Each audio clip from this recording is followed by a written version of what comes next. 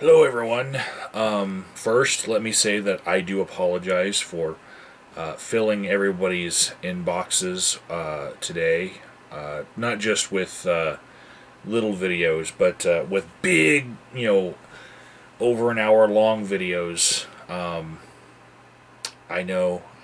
Anyways, yeah, I'm backed up with videos that normally I would spread them out over a couple days, but these are videos that I've told people that I'm going to post, and I've got a lot of film that I've taken over the past couple days, and it just all has to get out now so I can clear my plate. So today is the day where I'm uploading hours upon hours of footage.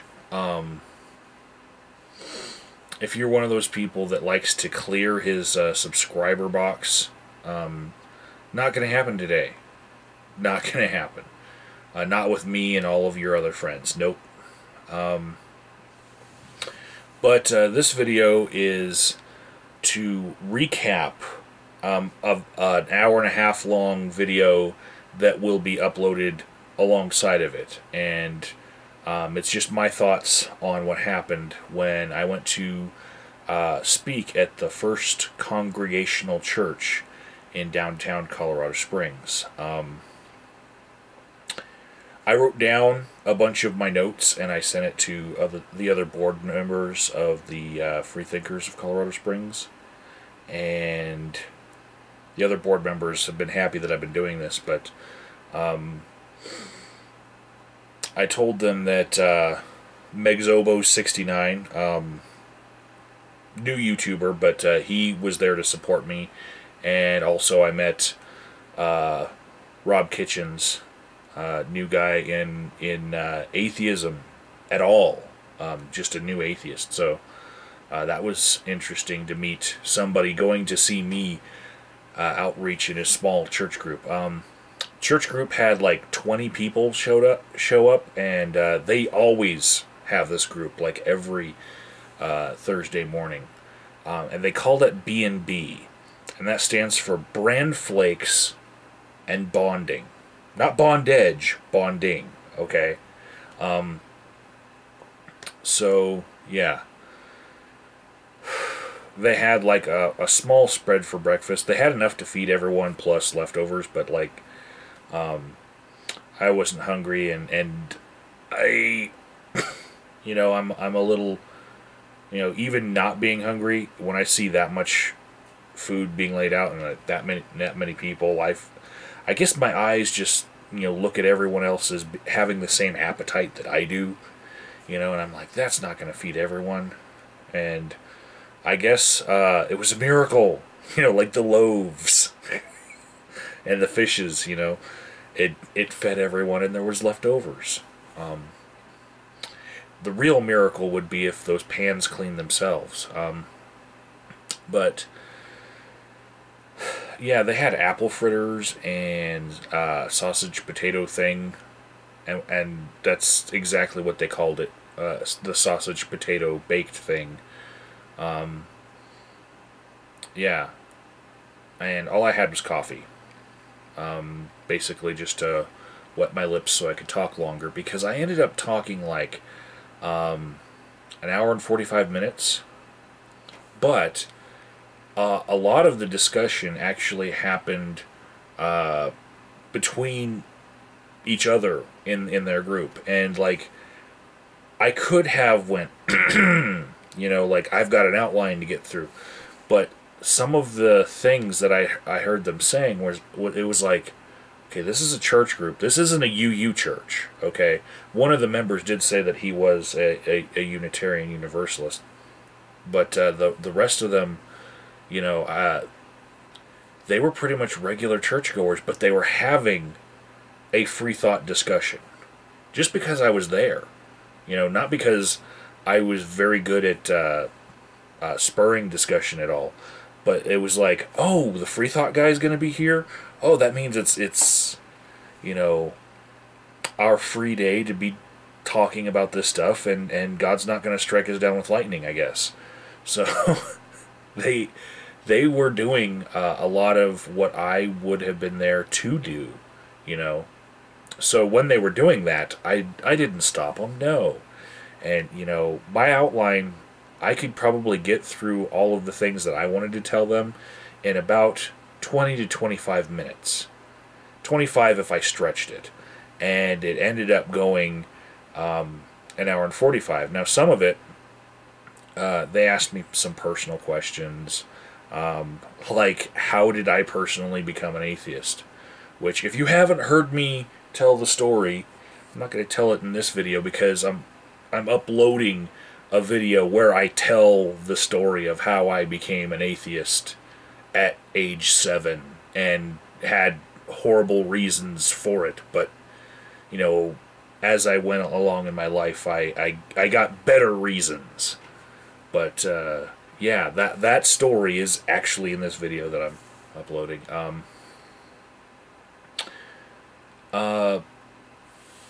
Yeah, the big difference between the B&B group at the First Congregational Church and the Sertoma group, even though the same guy, George Raby, he was George Robbie. It's Raabe. It's a really weird spelling. Anyway, he was leading both groups, but the Sertoma group had a lot more conservative heckling. And heckling's a very strong word there. It's basically giving me the fry eyes, you know, like, I don't know. Anyways, so yeah, this church group was a lot more open-minded and a lot more friendly to my ideas than this Sertoma group, which isn't church-based, even though they start with an invocation and they do the Pledge of Allegiance before their meetings, and then they do this weird, it's the Sertoma song. Who the heck is sending me a text message at this hour? It is like 3:40 in the morning, people. Don't text me. I'm about to go to sleep after I film this. Anyways, yeah, really weird Sertoma song, Pledge of Allegiance and Invocation in the Sertoma group that is not affiliated with the church. But this church has no invocation. For this breakfast meeting, they just kind of show up and eat breakfast. And I guess they normally have like minutes for their club or something, but it's just a breakfast club in a church.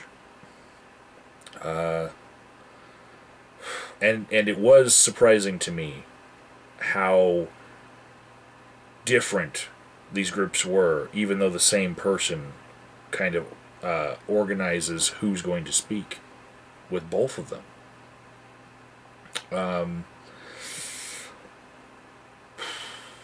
Yeah, at the end of this, just like with the Sertoma group, though, I was thanked for coming out. And Megzobo69, he will be at the Sertoma group in March. He came to support me for my last talk with them, and now he's going to go back out to the Sertoma group. I wish, like, for him that he could go to the B&B group and talk to them, because they're a lot nicer, you know. Now, for demographics, just like the Sertoma group, all white, all male, all over 65, all smiling. I'd like to find, like, where are the feminist groups like this? You know, there's the Elks Club and there's the Shriners and all that. You know, where's the girl group? You know, just wondering. Comment below if you know like a key word I should look for in my city. To, like, women live longer than men anyway. Why is it like old men that comprise these groups. There should be a lot of old women somewhere, or else they just sleep in. Because one of the things that I said before going out to this thing, like 6 in the morning, they're setting up for this thing. At 6:30, their breakfast happens at their church, and most of the people in my town are retired military. Okay, and what I want them to understand is, once you get out of the military, you have the right to sleep in. If you are retired military, it's one of the benefits that you earn for defending the country is you get to sleep in. You don't have to, ask for somebody to come speak to your group as outreach and have them wake up at 6 in the morning. Yeah.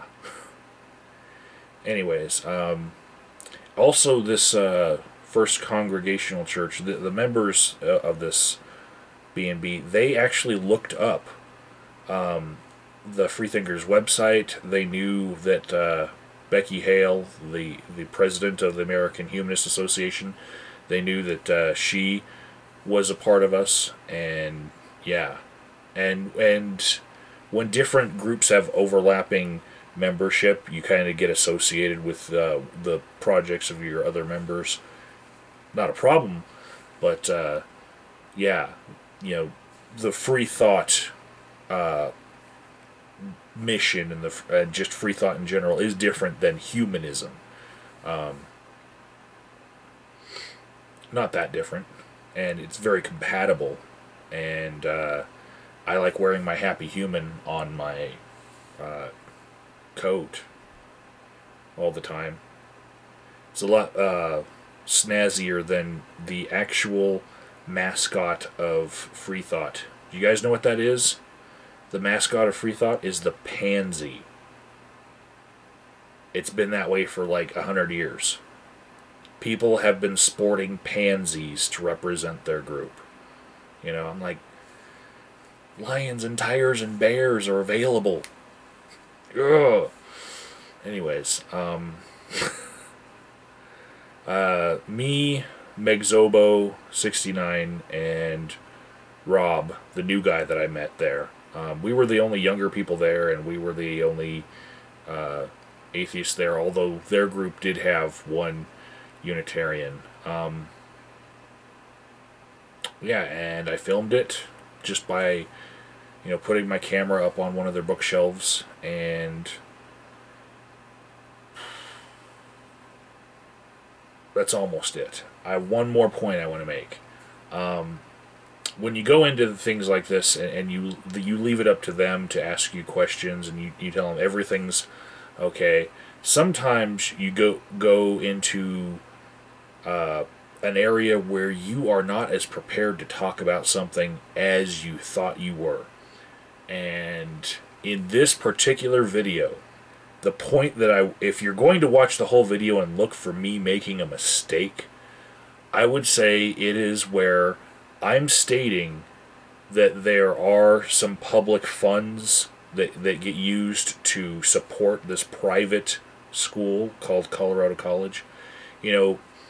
And I know that there is a huge argument about, how much public funds private schools get, even though they call themselves private schools, and they still get to operate outside of what would be the normal separation of church and state for a public school, right?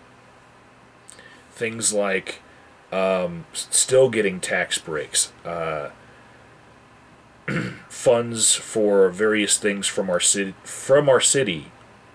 being given to CC for various projects of theirs, tax breaks, which it's one of those gray things. Some people would consider it public funds in the private schools, but there's vouchers, there's Pell Grants for college. The students getting the Pell Grants to go to the college.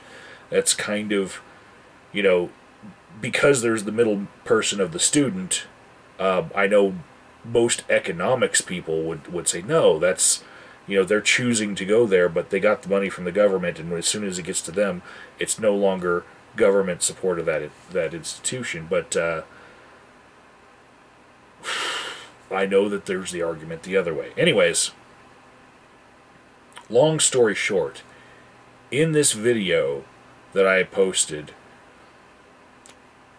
somebody caught on to the fact that although I had kind of memorized the outcome of all of these talks about CC getting support from public funds but still being a private college, although I had, I had it in my head, the outcome was, there's a problem with separation of church and state because of the public funds going into private school.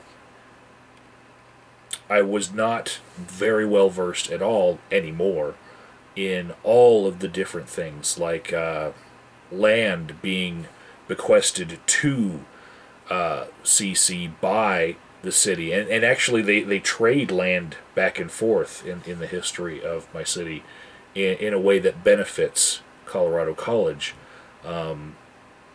And all sorts of different things that I just, at that moment, was not ready to talk about, and the conversation went there.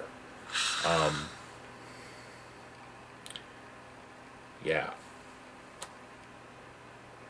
So, I'd say for 99% of that talk, I feel good about everything that I said in it.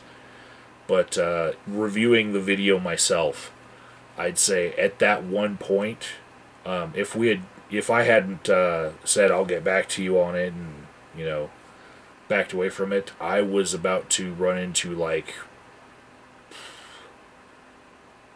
talking out my ass. I was in that zone of like, I don't know, even though I know how I had made my mind up previously. I did not know all of the information that I had talked about, like, say, 2 years ago about these kind of subjects. And it was a weird moment for me, because talking to the Sertoma group, I was, like, completely in the zone. Like, 100% of the time, I felt good about my performance in that situation. But there was this little moment in this video with the First Congregational Church. Even though I felt they were a lot warmer to me, there was that one little moment where I was like, wow, if I'm going to put forth this conclusion and then I'm going to be asked about all of the evidence that I'm using to make that conclusion and I don't remember it, then, that sucks. And as I'm filming this right now, I still have a little bit of research, because I know I've read about these things before, but I just forgot. So yeah, and I never hear anyone talking about that weak point in their own presentation, and I think mostly it's because people give lectures and don't make it open-ended where anyone can ask you a question right then and there, and sometimes they limit people to like one question, one person running through a crowd with a microphone, just, giving everyone one question, and often it's like the third or fourth follow-up question that's really needed to get you into the position that I was in. People have to be able to follow up on something that you said, because they're the ones, they initiate that tangent with their first question, and then they hear you say one or two words that they're listening for, and then they pounce on it. And in a lot of the conventions that I see, people get one question each. So there's a lot less likelihood that will happen to them. It's kind of set up so that people don't get in an awkward situation and don't get embarrassed, and no really good gotcha questions come out, because the first opening volley question is all anyone gets, and there's always a platitude or a stock answer for whatever they've said. So, but I feel like this is going to let me grow, at least in backtracking, talking about that certain area. Even though, like, it was only 1% of the time that I was with them, that one thing I need to go back over. I really do. So, this has turned into a ramble video. Finish my due, turn off the camera. I'll be going to sleep, but while I'm sleeping, this video and a giant video after it will be uploading.